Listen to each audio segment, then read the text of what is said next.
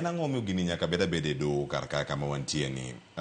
Ishmael K'Oyoo nyaka sani endig ni ma uchope karka ne une azimio uduto pogruok ni donjo kama chal nade kamine no ka ogai mara mano mar wiper udushe makono bendo loso weche gi maga mago mag yiero komishonas kata loso IEBC manyien diponi yiero manotim mane yiero achiel ma en jatendi ma bendo nitie godo kanyo National Liberal Party nyaka sani digni makama dosetie Cleophas mokwongo ber ka wanyiso jopiny adieri owadwa ni awinjo ka wacho weche makade nini e court dosetwe nikech mokwongo wacho ni Liberal Democratic Party did not even participate be onge kate azimio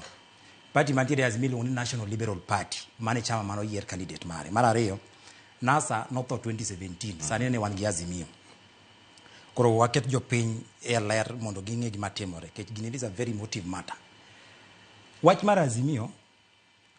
owadwa ne wacho ni Koki Muli no yombo an kama antiere ni owacho nyaka no yombo kura 17 gi kura 7 gigo kimedo gi mano nyiso ni 24 votes ma cast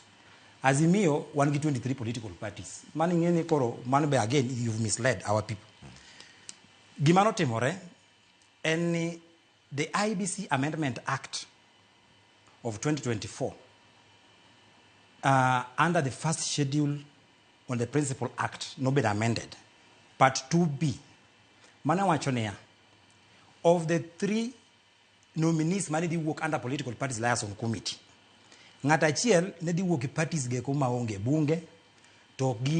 ginindo ka azimio to ginindo Kenya Kwanza ng'at machielo ne di wuok e Kenya Kwanza majority party ng'at machielo ne di wuok e azimio or minority party mane gima sheria wacho minyalo somo word by word kane ogik ni koro gini nosebedo operationalized ker noketo koke e bill KICC to kata ka ker poko keto koke e bill KICC jo wiper oseliethore magin ne gisekaw nying Koki Muli magitero na registrar ndiko ne gi barua kanyiso gi ni okunya lichuri ni usiemo ng'ato gi luth asiema ni wan wasisiemo Koki Muli registrar nyiso gi ni gini endi nyaka usubject to gimiluongo ni free fair and a competitive process yani gima nyaka utime yo ma uyanga yo ma ji opieme ma ji oyiere democratically ni my candidate wa bang' manendo ka that letter was withdrawn to no yaw ne ji pak mondo ji apply majority party mar Kenya Kwanza no golo candidates ariyo azimio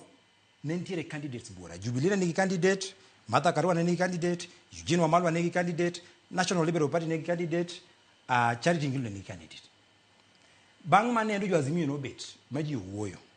Kalonzo duogo wuoyo gi ji maji owacho ni anawene ng'at Kalonzo to wan kaka National Liberal Party ne wawacho ni ok wane siasa mondo wawene ji gini endi sheria wacho ni udhi PM mondo the best person mondo yier koro jomoko go nowene Koki Muli ne gin ji adek kado gidhi support Koki Muli kato campaign oendelea wago debe jo campaign mochopo chieng' yiero wadwa yiero Machakos tarik 26 Julai